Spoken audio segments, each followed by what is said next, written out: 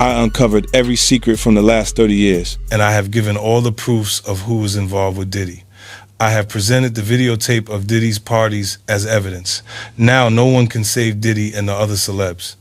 Jay-Z, after watching the rest of the documentary, you'll understand everything. The fucking hardest hustler in the world. This is Savage Part 2. Don't tell me about shit. It's 2022 and I'm still a savage. Whatever I want, I get. Whatever I want, I fucking get. Things that were once buried deep are no longer hiding in the shadows.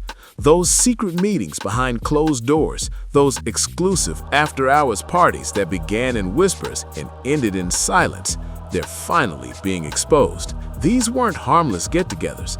They were mysterious night gatherings that raised more questions than anyone dared to ask. Behind the scenes, private relationships unfolded. Some with women, some with men, and others involving high-profile celebrities who never wanted the spotlight on this side of their lives. And now, 50 Cent's new Netflix documentary lays it all bare. Not gossip from the web or clickbait headlines, but solid patterns, timelines, and unseen worlds that quietly existed for years. No one's pointing fingers just yet, and there are no final verdicts, but the system that once thrived on silence is finally being challenged.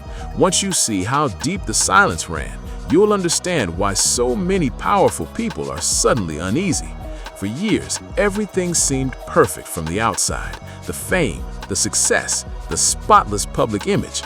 But now the mask is slipping, and the story being told is one that power never wanted you to hear. The question this documentary dares to ask is bold and uncomfortable.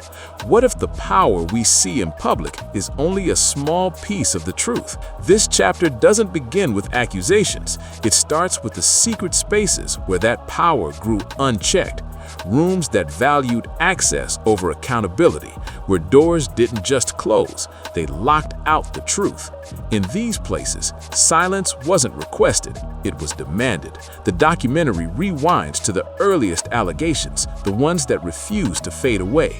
Adult misconduct, inappropriate behavior, stories whispered for years, never on camera, never on record, happening in places that were never meant to be seen. And what makes these stories hit hard isn't only what they describe, but how consistent they are. Different people, different times, yet the same type of rooms, the same eerie atmosphere, the same imbalance of power. These weren't one-off moments, they were patterns. Private encounters that blurred professional boundaries, late-night settings where authority went unchecked, and where uncertainty lingered like smoke in the air. The film doesn't rush the story. It lets the tension build slowly, because this isn't about proving one incident. It's about exposing how certain circles kept repeating the same behavior without consequences. Influence was the quiet currency here, not the loud kind that you see in headlines, but the subtle kind that decides who gets the invite, who gets ignored, who feels protected, and who gets replaced without a word. Some people in these accounts say they felt uneasy, even if they couldn't explain why. Others admit they only realized much later just how off-balance those situations really were. And that imbalance, that quiet and visible pressure, is exactly where silence takes root.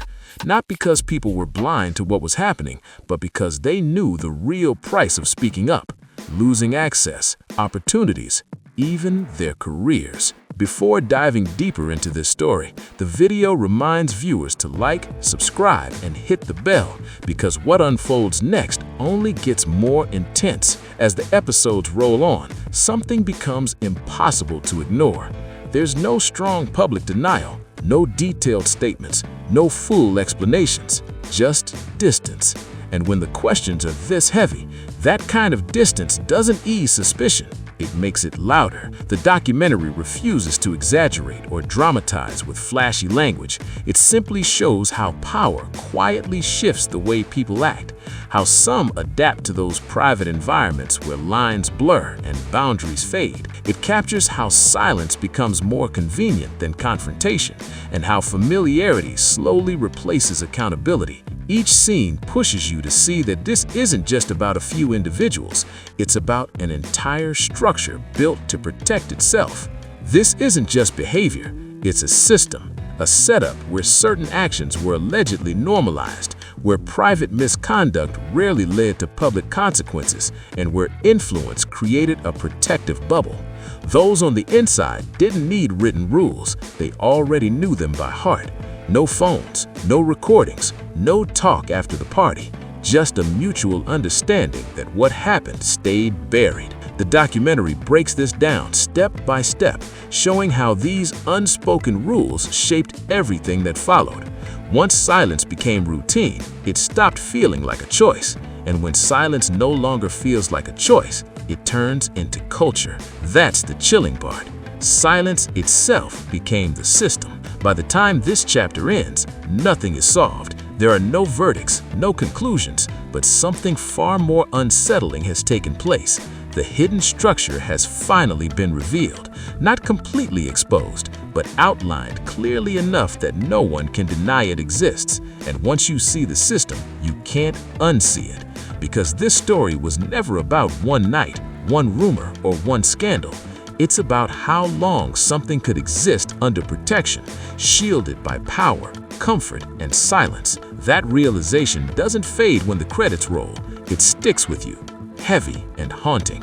The real question isn't just what happened, it's how much was allowed to happen before anyone dared to look closer. And what comes next in this documentary? It dives straight into the hidden world of private parties, the ones that were never photographed, never publicized, and definitely never meant to be seen. Things are only getting darker from here. These gatherings weren't your average parties, they were something entirely different.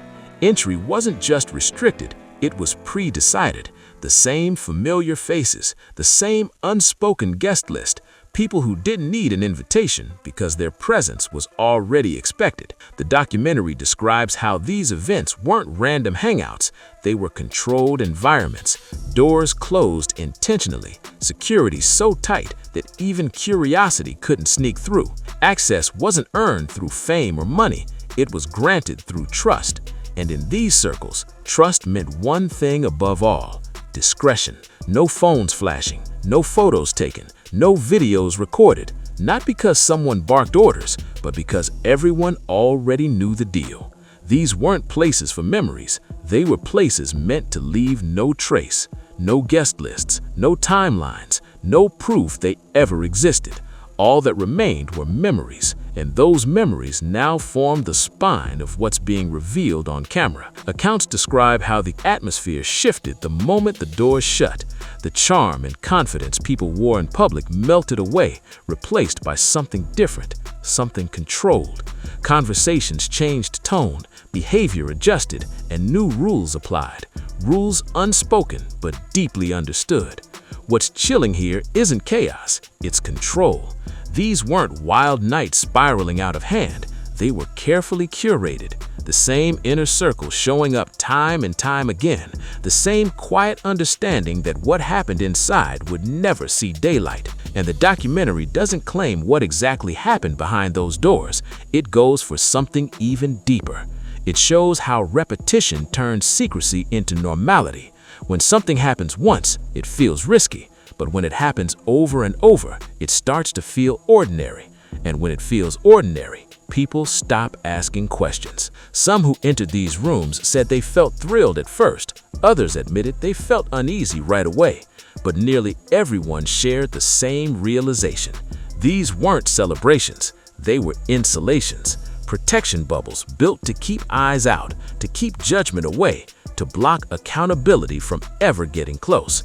Because when there are no records, no photos, no evidence, nothing can be challenged. And when proof doesn't exist, silence becomes the strongest weapon of all. The film digs into this deeply, showing how familiarity itself became a kind of currency. New faces, rarely seen. Outsiders, quietly discouraged. If you were part of it, you stayed. If you asked questions, you simply stopped getting invited. No confrontation, no drama, just quiet removal. Over time, these secret gatherings turned into filters, revealing exactly who could be trusted to stay quiet and who couldn't. That's what made them so powerful. Not what happened inside, but how perfectly they erased witnesses. By the end of this chapter, one truth hits hard. These parties weren't random perks of fame. They were designed systems, built to exist outside records, outside memory, outside accountability. And once you realize that, the silence surrounding them stops feeling mysterious. It feels planned. Because when something is deliberately structured to leave no evidence, it's not hiding one single event. It's protecting a repeating pattern that was never meant to be caught. As the night dragged on, the atmosphere shifted and everything familiar started to fade. These weren't regular evening parties made for attention or publicity.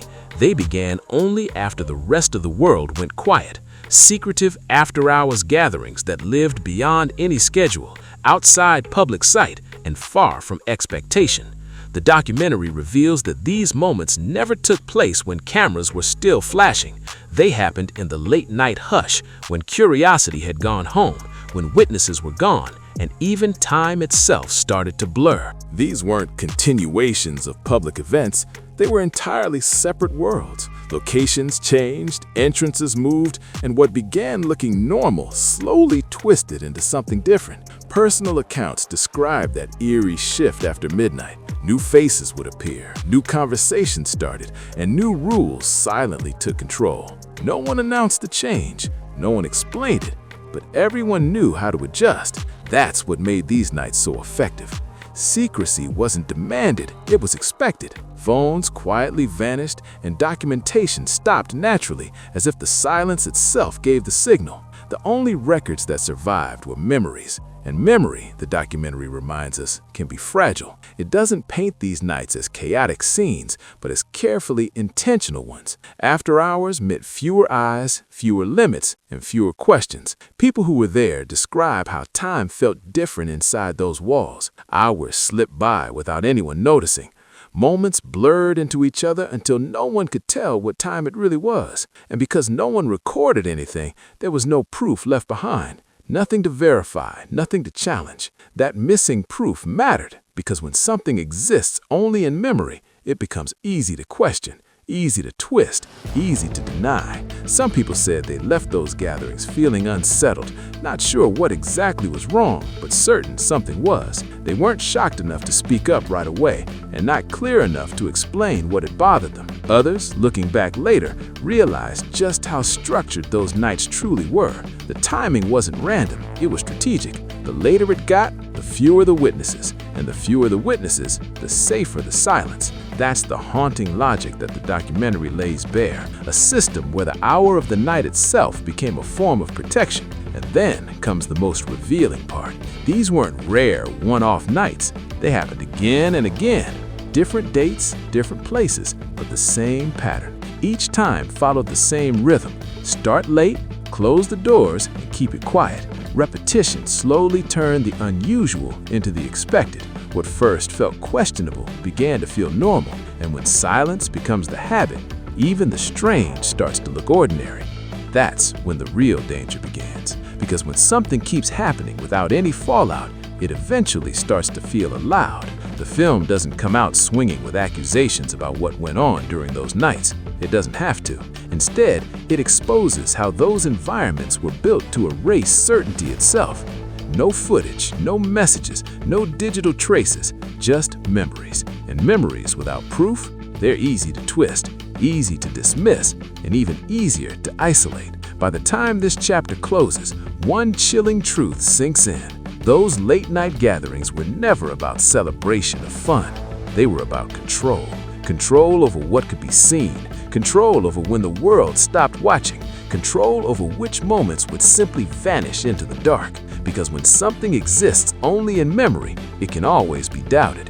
And that doubt becomes the perfect shield. Over time, that quiet uncertainty turned into protection, not for one night, but for every night that followed. As the story digs deeper, the spotlight shifts toward the private relationships that were never supposed to exist in public view. These weren't open friendships or creative partnerships, they were deliberately hidden connections. The documentary exposes how certain bonds were maintained quietly, carefully, and with extreme precision. There were no red carpet moments, no social media tags, no public acknowledgments, just proximity that only appeared when no one was watching. These connections weren't hidden by accident. They were managed. Public image stayed spotless, while private involvement went on uninterrupted, safely tucked away from the spotlight. Testimonies describe how two parallel realities coexisted, one made for interviews, photos, and headlines, and another that lived behind locked doors. The unsettling part isn't secrecy itself,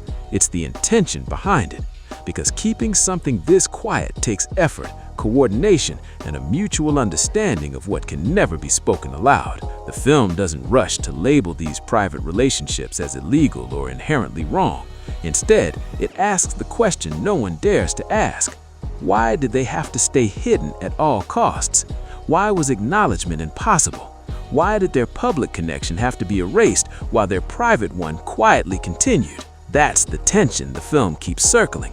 Not accusations, but the design of secrecy itself. Some witnesses describe hidden relationships that lasted for years without ever being recognized. Others tell of sudden connections that appeared unexpectedly and disappeared just as quietly, leaving behind no closure, no statements, just silence. And that silence became its own kind of armor, shielding everyone involved from scrutiny. These weren't moments where privacy was requested for personal respect.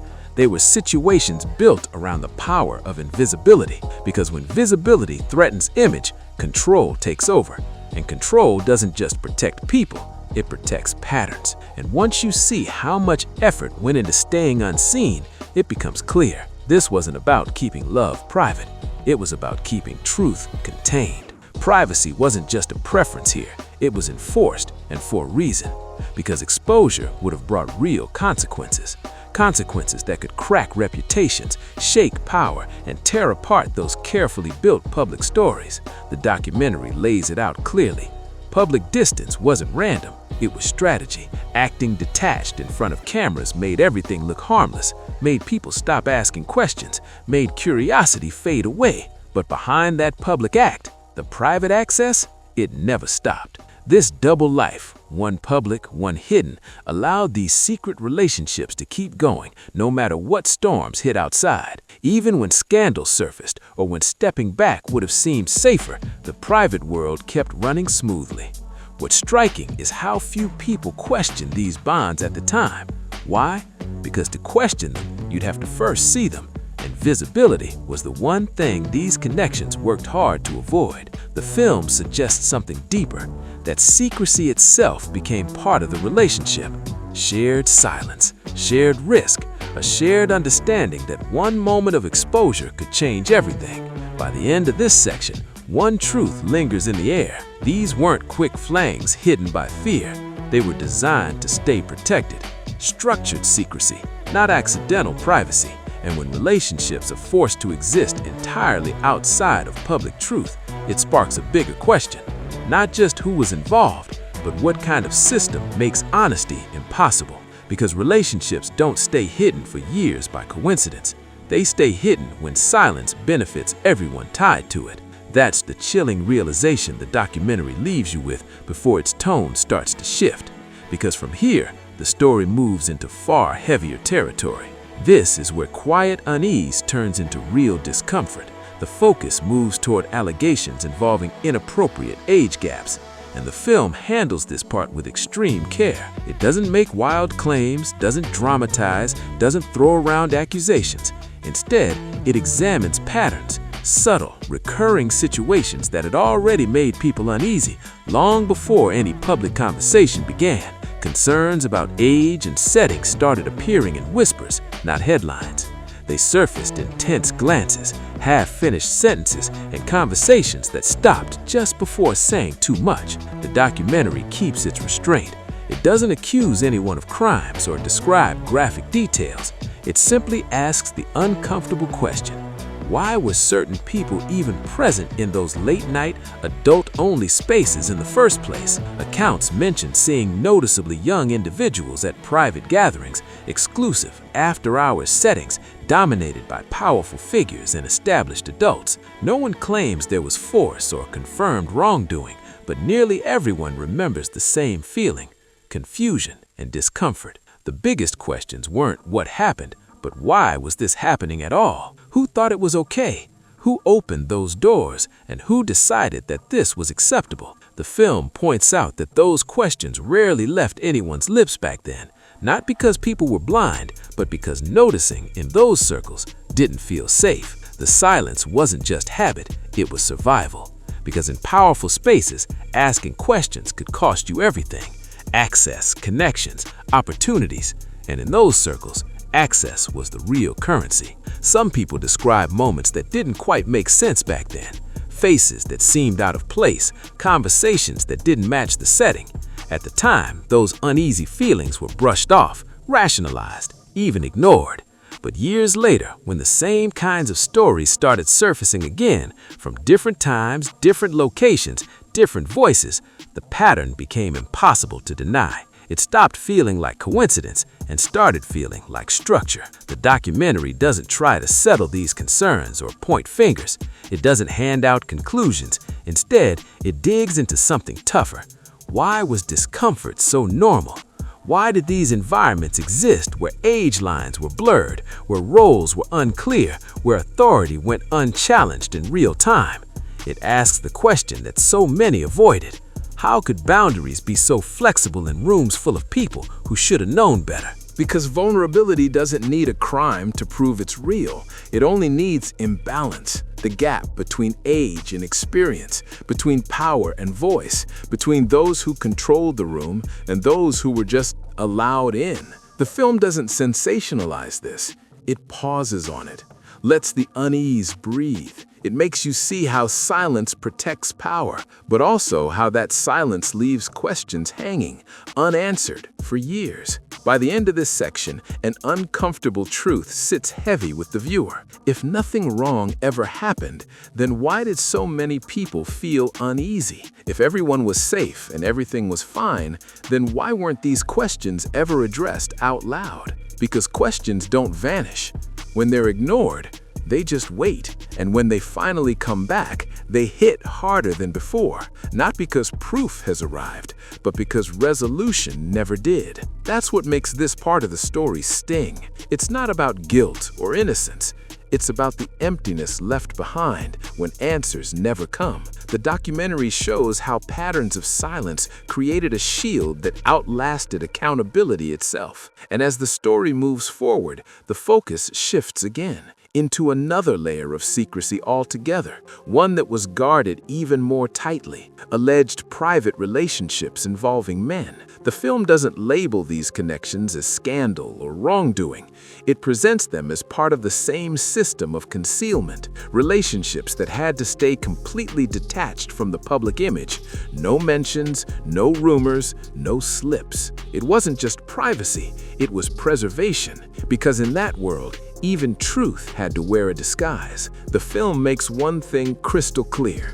This isn't a story about identity, it's about concealment, about the intense, calculated effort to keep entire parts of someone's life completely invisible. The documentary paints a sharp contrast between the public image and the private reality. Two worlds that never touched. On camera, everything was perfectly controlled. Every smile rehearsed, every sentence polished, every move strategic. But once those doors closed, the rules flipped completely. Here, privacy wasn't a casual choice, it was enforced. Not for personal comfort, but for protection. Protection of status, reputation, influence, and above all, protection of a carefully built brand that had taken decades to perfect. Some accounts speak of connections that were never officially acknowledged, never denied, and never once explained. Relationships that existed only behind locked doors, in places where phones weren't allowed and where silence wasn't just expected, it was the price of entry. The effort to maintain this double life wasn't random, it was deliberate. Different settings, different friend groups, different timing, all designed to make sure these private lives never overlapped with public appearances. The film doesn't guess at motives or labels. It doesn't need to. Instead, it asks the sharper question: why was this secrecy treated as survival? Why was simple acknowledgement considered a risk? Why was honesty seen as a threat? Because when someone's identity, or even just a part of it, must stay hidden to preserve power, That secrecy becomes revealing all by itself. Witnesses describe how trust was constantly tested. Who could be in the room? Who could be trusted not to talk?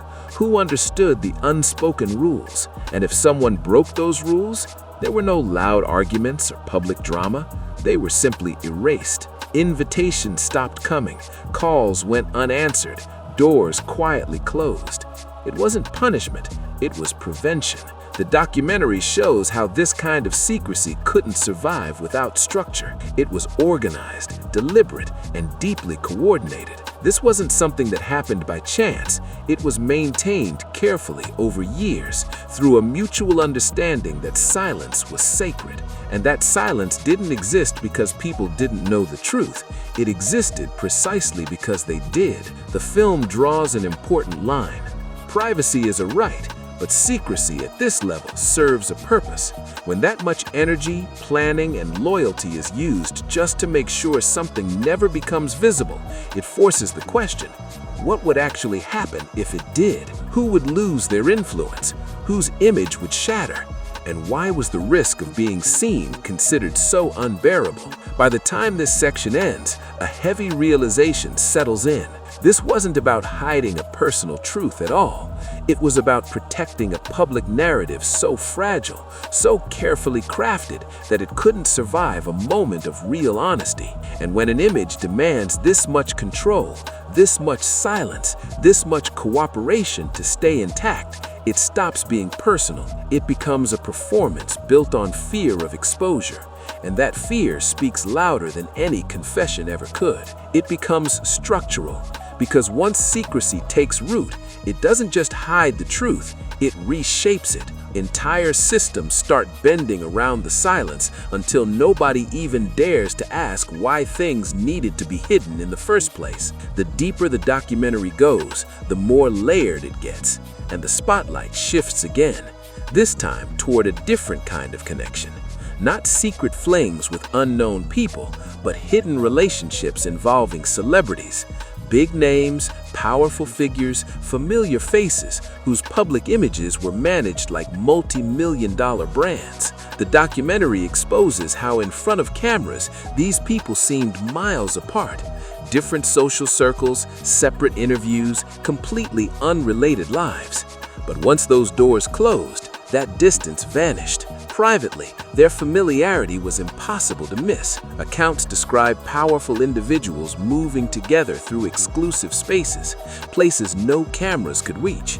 The same kinds of secret gatherings, the same late-night environments, the same tight-knit rooms where trust was currency and access wasn't given, it was earned. The most unsettling detail isn't that celebrities knew each other. That's normal. It's how deliberately invisible these relationships were kept. No selfies, no tagged posts, no innocent mentions in interviews.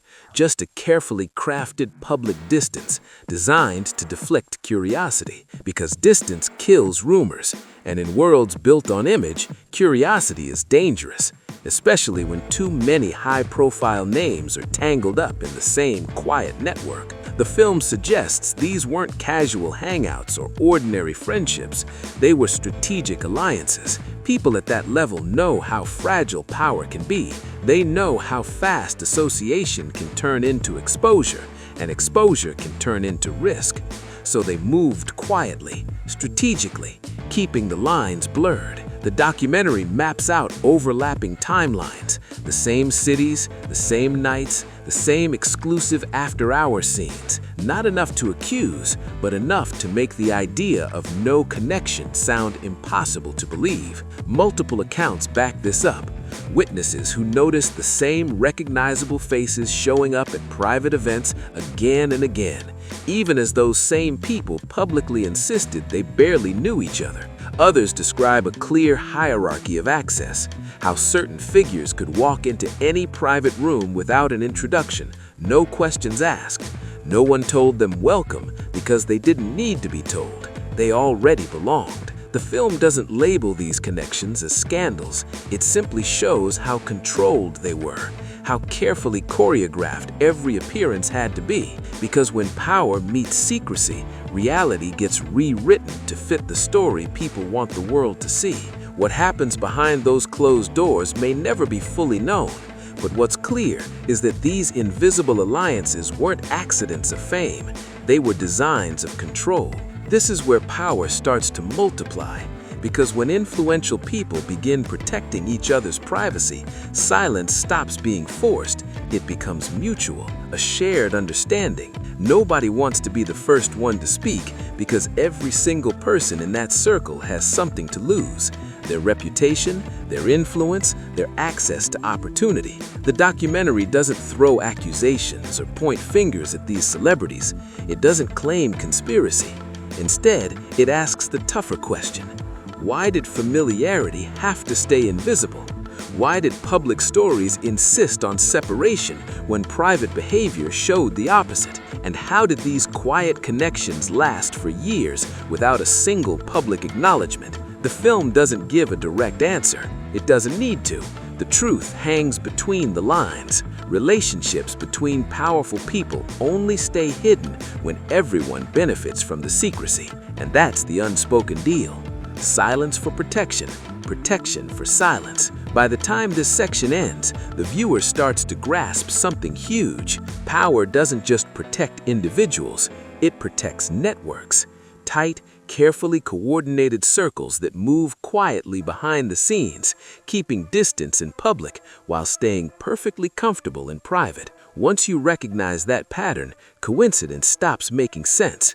Because when the same famous names keep showing up in the same secret spaces, places where no one is watching, it doesn't look accidental anymore. It looks intentional, not to cause attention. What makes these accounts hard to brush off isn't how many there are, it's how they line up. Overlapping details, familiar setups, recurring atmospheres. People describe moments where professional boundaries blurred, where authority and access created an imbalance that left some feeling trapped in uncertainty. It wasn't chaos, and it wasn't loud confrontation. Just quiet discomfort that lingered long after the night ended. None of these stories unfolded under bright lights or in front of cameras. There were no crowds, no witnesses, only closed doors and controlled environments where influence dictated the rules. The film doesn't claim to prove guilt or innocence. Instead, it exposes the structure that allowed these same conditions to repeat over time. And once you start seeing how those private dynamics worked, how silence wasn't just an outcome, but a tool, it becomes impossible to unsee how power sustains itself, not just through control, but through mutual protection. Because in those rarefied circles, keeping quiet isn't weakness, it's currency. These moments didn't happen out in the open. They unfolded in private rooms, long after hours, far from any kind of public eye. And that distance mattered because when no one's watching, accountability slowly fades until it feels optional. The documentary stays respectful here. No explicit descriptions, no sensationalized storytelling. Instead, it zooms in on the atmosphere, the tension in the room, the hesitation in people's voices, the subtle shifts that made some realize later how deeply off those dynamics really were. These were environments where saying no didn't feel simple, and speaking up afterward felt nearly impossible. Power wasn't loud here. It was quiet, calculated, and deeply influential. The power to decide who got invited, the power to decide who got left out, the power to shape someone's career or future with one single choice. In those spaces, authority didn't have to be demanded. It was silently understood. Some people recalled laughing off their discomfort at the time, convincing themselves nothing was wrong, telling themselves they were overthinking it. But time changes everything. What once felt confusing began to feel concerning. What once seemed harmless started to look inappropriate. And when multiple people from different years, different settings started describing the same kind of moments, the story stopped sounding like coincidence. It started sounding like pattern. The documentary doesn't claim that every story is fact. It doesn't assign guilt or name villains. What it does is ask the hard questions. Why did these same kinds of stories keep surfacing quietly, year after year, without ever being properly addressed? Why did distance replace explanation? Why did silence take the place of clarity? Because silence doesn't erase suspicion, it preserves it. It keeps the questions alive just long enough for memory to sharpen, for reflection to settle in, and for patterns to finally stand out. The film digs into how private spaces can quietly normalize behavior that would never survive public view. Behind those closed doors, power creates a strange permission, not spoken out loud, but felt. And when those moments repeat often enough, discomfort turns into routine. That's the danger. When something inappropriate becomes familiar, it stops being challenged. Not because people agree with it, but because confronting it feels risky. Risky to reputation, risky to opportunity, risky to the future. And in circles where access is everything, that risk keeps people quiet. By the end of this section, the emotional weight hits hard, not because the film claims proof, but because too many different people describe the same unease. And unease doesn't come out of thin air. It comes from environments built without accountability, from authority that went unquestioned, from stories that stayed sealed behind closed doors for years. The documentary doesn't offer closure, it offers reflection. It forces viewers to face a question that's bigger than any single name or event. What happens when silence becomes part of the system itself? Because once discomfort turns into routine, the truth isn't just hidden, it's protected. And once those long shut doors begin to open, even a little, what spills out isn't just behavior, it's the timeline of how long that behavior was protected. The documentary makes it clear. The real story isn't just about what happened, but about how long silence worked as a shield. As the investigation deepens, one thing becomes impossible to ignore. Some accusations simply refuse to disappear. They don't blow up into breaking news, they don't make it to courtrooms, and they don't come backed by official verdicts or documents. They just linger, unverified, yes, but persistent. These are the kinds of claims that quietly resurface year after year, no matter how much changes around them. Careers rise, reputations grow stronger, public narratives shift, yet somehow the same questions keep coming back. The film shows that these accusations were never loud enough to force an official response, but never weak enough to fade away either. They lived in quiet conversations, in subtle warnings, in hushed exchanges where people spoke carefully, never naming names, but always implying something. And that endurance matters because false stories usually burn out fast. They collapse under pressure or fade when people stop caring. But these, they didn't. Instead, they evolved. When one voice went quiet, another popped up somewhere else, sometimes years later. When one account was dismissed, a similar one would appear miles away, told by someone with no direct connection. Not coordinated, not organized, just eerily familiar. The same structure kept repeating. Private environments, few witnesses, power imbalance, and afterward, total silence. No follow-up, no answers, just distance. After the first part of the documentary aired, viewers expected the silence to finally break, some kind of reaction, statement, denial, anything. But what followed was nothing. No direct responses, no explanations, no effort to address the repeated patterns. Once again, silence became part of the story, not as absence, but as strategy. And the film doesn't say silence equals guilt. It's smarter than that. It asks a sharper question. Why was silence chosen? Because silence in moments like these is never neutral. It doesn't clear the air. It lets the mystery breathe. It allows questions to linger, rumors to grow, and public imagination to fill in every missing detail. The documentary lays it plainly. Unanswered questions don't disappear, they multiply. Viewers start connecting the dots themselves, lining up dates, comparing testimonies, noticing how often similar scenarios appeared across time without ever being resolved. And that's when the tension really settles in, not because proof exists, but because too many different stories sound too alike. Resolution, the film suggests, matters, not because it determines guilt or innocence, but because it closes the chapter. Without closure, suspicion just hangs in the air like smoke that never clears. And in this story, the silence surrounding those accusations became more powerful than any statement could have been. By the end of this section, one haunting truth stands out. When silence is used to protect, it doesn't erase the past, it cements it. Because every unspoken word becomes part of the story itself, a story that refuses to die quietly. No chapter was truly closed. The documentary makes it clear. This lack of closure is exactly what gave these accusations their longevity. They weren't confronted directly enough to end them, and they weren't dismissed strongly enough to erase them. They were left hanging, suspended.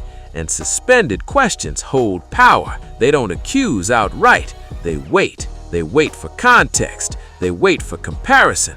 They wait for that one moment when too many patterns line up and silence stops being acceptable. By the time this section ends, viewers aren't handed proof, they're handed realization.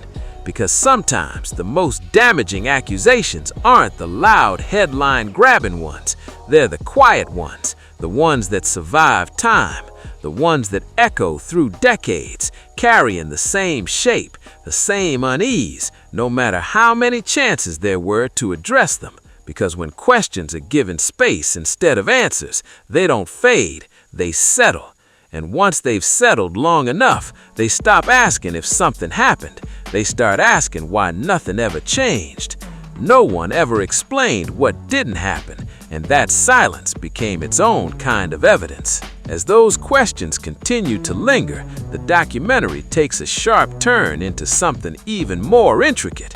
Hidden alliances within the industry, not open friendships or public collaborations, but quiet coordination that only makes sense once you start looking behind the scenes. On the surface, everything looked separate. Different brands, different interviews, different public... Because in an industry built entirely on image, distance can be strategy. It keeps suspicion low, makes everything look disconnected. Meanwhile, behind that perfect image, coordination continues where no cameras can reach. Accounts describe how certain figures always seemed to know things before they became public. How reactions across different camps felt strangely synchronized. How moments of silence, identical in timing, kept appearing across completely different groups. And it wasn't because someone announced a plan, it was because the timing always matched. That's how real alliances work when visibility is dangerous. No paperwork, no group chats, no formal statements, just coordinated behavior, silent agreement. Each person understanding exactly when to speak and exactly when not to. The documentary highlights this quiet choreography, how influence doesn't just exist individually, it compounds. When powerful people share interests, protection becomes mutual. Everyone shields everyone else, not out of loyalty, but out of self-preservation. And that's when silence stops being coincidence. It becomes collaboration. By the end of this section, viewers are left with one haunting realization. These weren't just personal choices, they were systems of survival. And in a world built on power and image, sometimes the strongest alliance of all is the one nobody dares to admit exists. One voice staying quiet protects another. One storyline deflects attention from the rest. And because no one ever admits alignment publicly, accountability gets scattered. Who do you question when everyone looks separate? Who do you confront when no one claims to be connected? That's the trick. That fragmentation is power.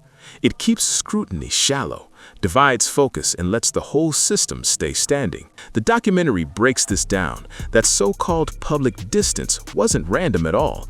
It was strategic. It allowed people to appear independent while staying quietly coordinated behind the curtain. public separation was functional. It gave the illusion of space while keeping private alignment perfectly alive. It allowed collaboration without commitment, distance without disconnection, control without exposure. Some witnesses describe seeing public disagreements that felt scripted, arguments that looked real enough to satisfy appearances, just enough friction to seem authentic, but not enough to break ties. It was all part of the performance, public contrast to protect private connection. The documentary doesn't throw out wild accusations or claim grand conspiracy. It doesn't have to. It just shows the pattern. When interests line up, so do behaviors. The same names benefiting from the same silences, the same circles closing in to shield each other without ever officially admitting they exist. And once you catch that rhythm, once you notice the timing, the repetition, coincidence stops sounding believable. By the time this section closes, the viewer understands something key. Power never moves alone. It travels in networks. Quiet ones, flexible ones, alliances that know when to stand in the spotlight and when to fade completely out of view. And as long as those alignments stay unspoken, they stay protected. Not because people don't suspect them, but because no one can point to them directly. That's the ultimate advantage of private coordination. It leaves no fingerprints, only timing, only behavior, only silence. And when silence keeps showing up at the exact same moments in perfect sync across powerful circles, it starts to tell a story all on its own, even when no one confirms it aloud. As the story pushes forward, another realization becomes impossible to ignore. Certain people were always there. Not in the headlines, not giving interviews, not attached to public scandals, but present. Always present. Present in private rooms, at after-hours gatherings, in environments where access was limited and visibility was controlled. The documentary shifts its lens onto these unspoken connections, the quiet inner circles that didn't need introductions because everyone already knew who belonged. No handshakes, no explanations, no introductions necessary. Just that familiar nod of recognition. These weren't employees. They weren't random guests drifting in for one night.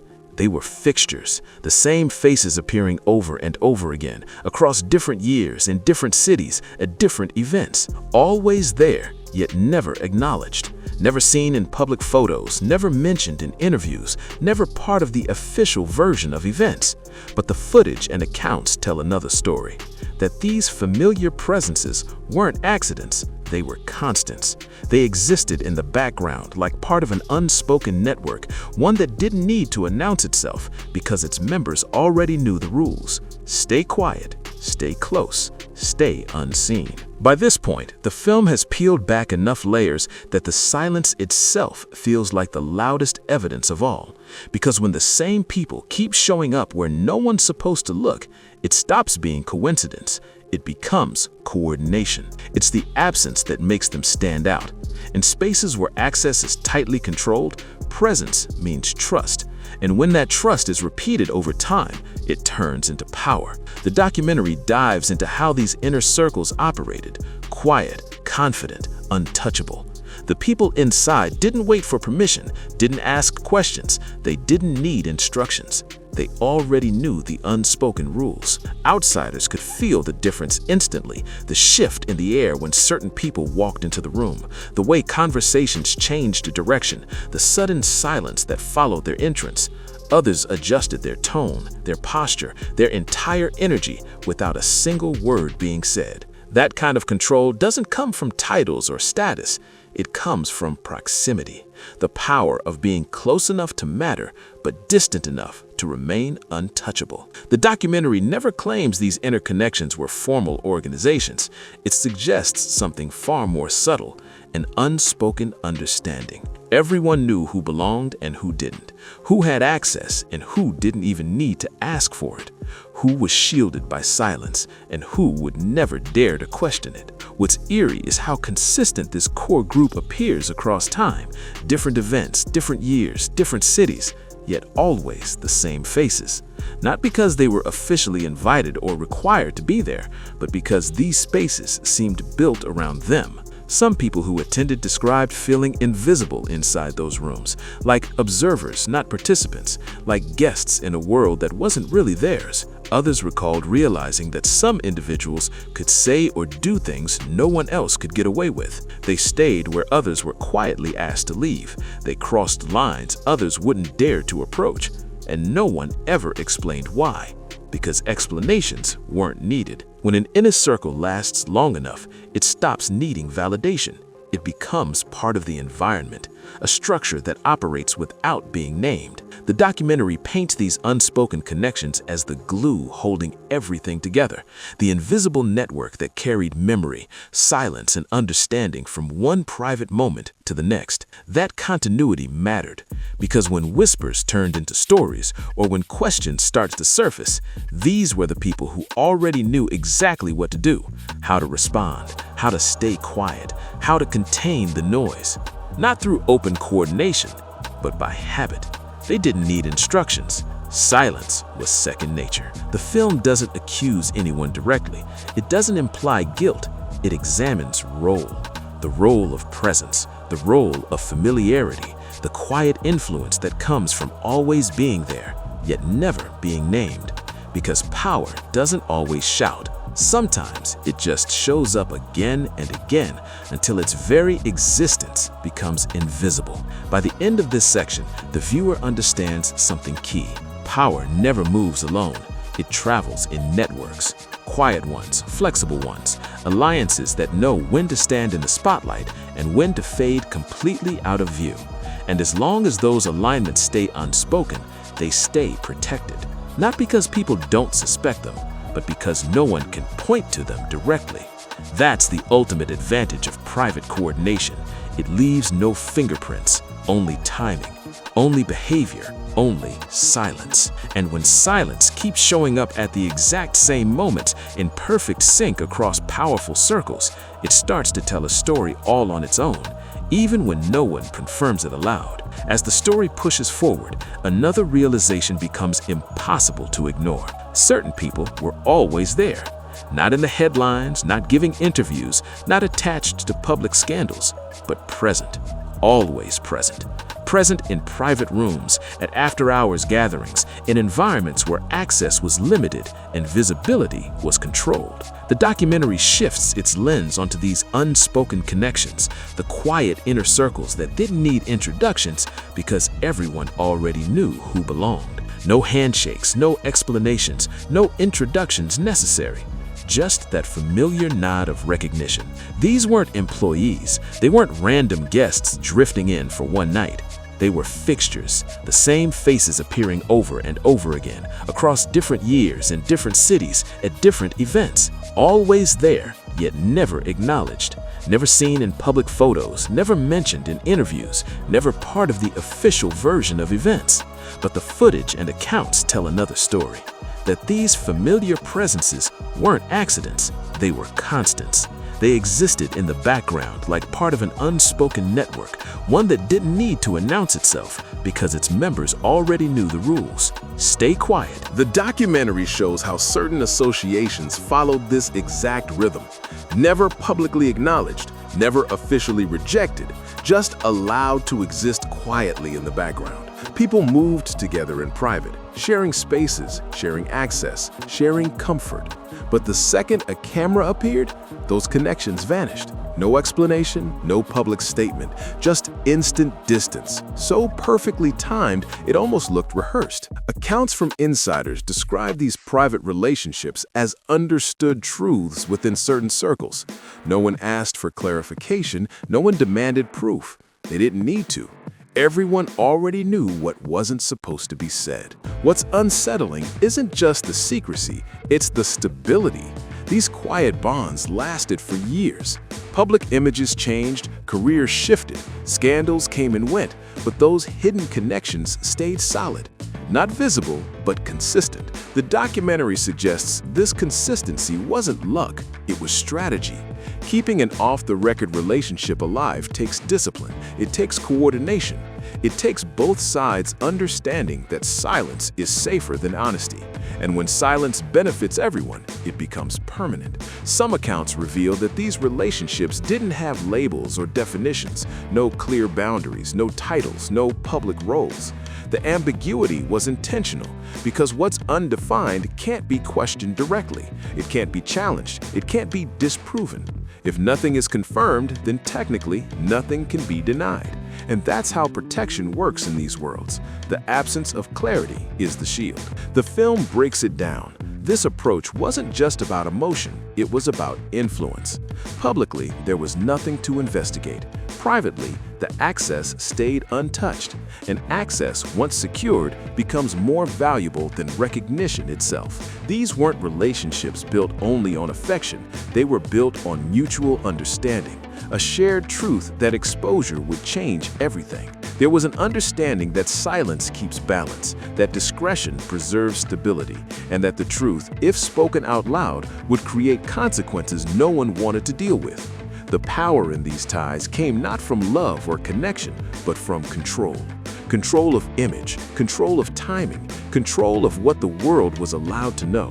The documentary doesn't call these relationships immoral or criminal. It doesn't have to. It asks the sharper question: why did they need this much protection in the first place?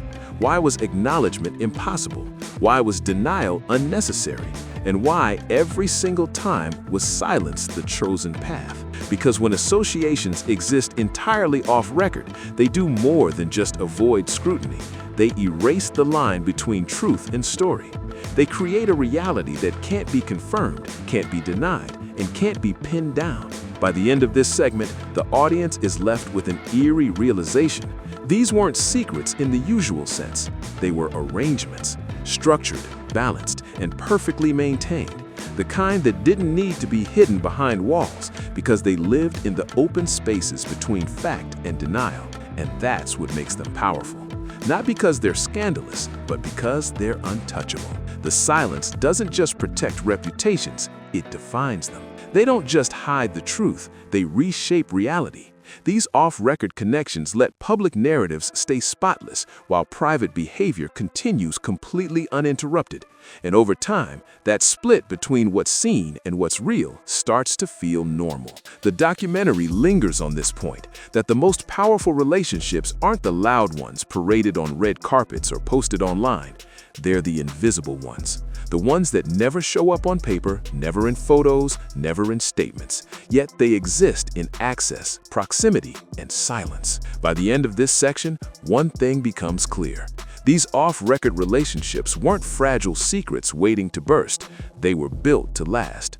Durable arrangements designed to survive attention, endure gossip, and function perfectly without ever needing to be named.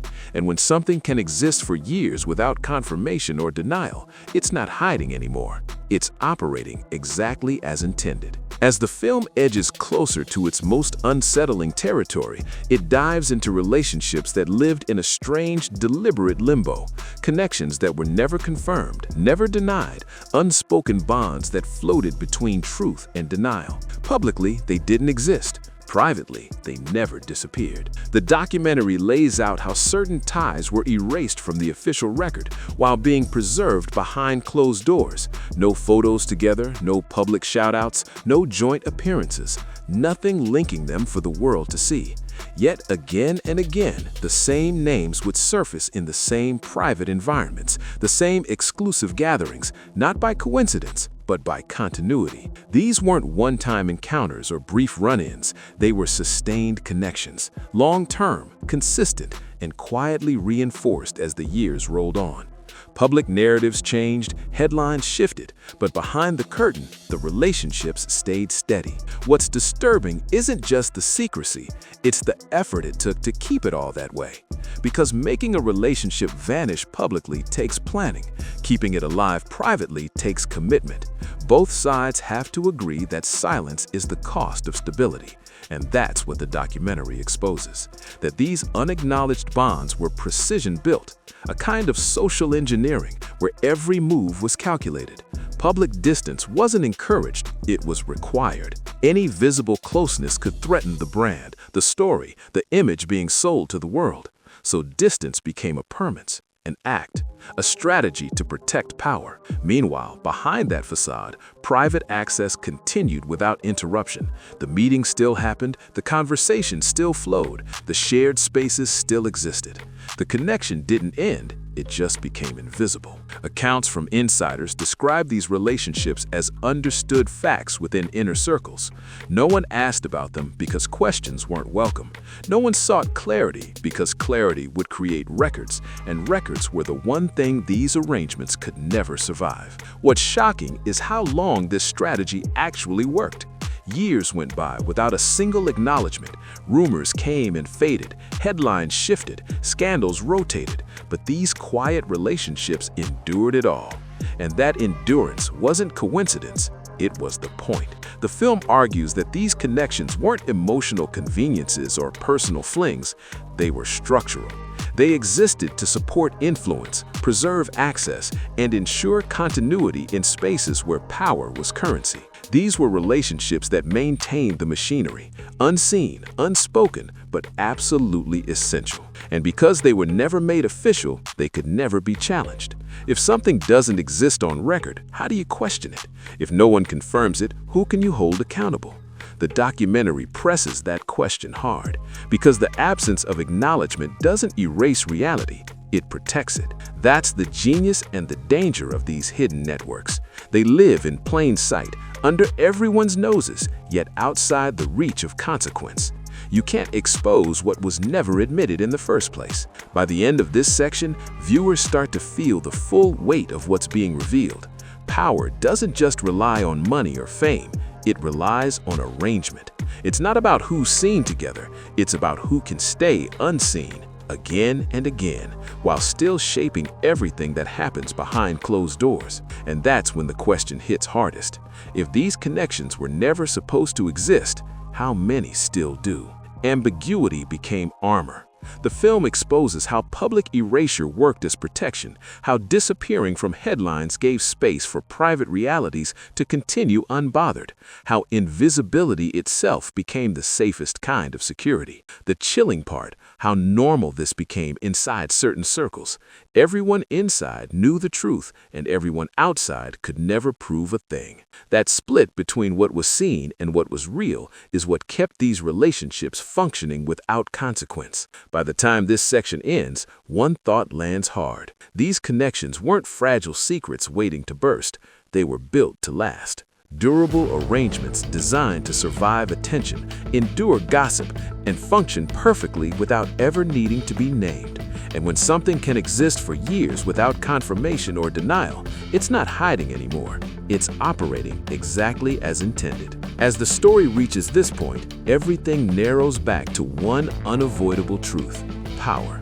Not the kind that needs to shout or flex, but the kind that controls access quietly. Inside these private spaces, influence wasn't symbolic, it was structural.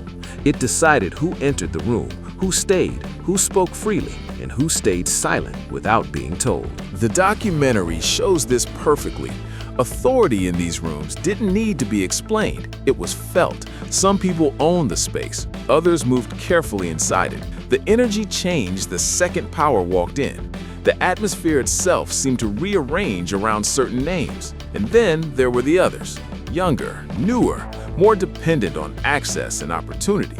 That imbalance mattered, because in these worlds, access is never neutral. Invitations aren't random, proximity isn't accidental, and staying close to influence often means accepting conditions that are never said out loud. This is where the age gap concerns start to surface, not through documents or public claims, but through atmosphere. Accounts describe moments that didn't sit right. Younger individuals positioned near authority figures in late-night, adult-only environments where experience always outweighed voice. No one claims direct wrongdoing, and no one claims certainty, but the shared feeling that something in those dynamics didn't feel right. That's what connects these stories. The unease. The film shows how those feelings weren't shouted, they were whispered, raised carefully, mentioned cautiously, often brushed aside in silence, because speaking up in those environments came with consequences. Access could vanish overnight, opportunities could disappear, support could quietly fade. So people adjusted. They convinced themselves it wasn't their place to question. They stayed quiet to survive. And that's how imbalance endures. Not through approval, but through fear of disruption. The documentary makes it clear. Power in these rooms didn't just control who got in, it controlled behavior. Who could stay late? Who could cross boundaries? Who could move without being questioned? And when authority goes unchallenged long enough, it becomes invisible. What once felt questionable becomes routine. What once raised alarms becomes background noise. The film doesn't accuse these spaces of specific crimes. Instead, it asks the harder question. Why did these environments even exist? Why were they structured in ways that placed youth next to unchecked power? Why was clarity missing? Why was responsibility blurred? Because vulnerability doesn't need violence to exist. It only needs imbalance. And that imbalance was built into the design of these worlds. By the end of this section, the realization is heavy. These weren't just private rooms, they were systems. Systems where power decided who mattered, who stayed silent, and who stayed protected. When significant age gaps live inside structures built on silence, the concern isn't just what happened, it's what was allowed to happen without anyone stopping it. Because power that controls access also controls consequence.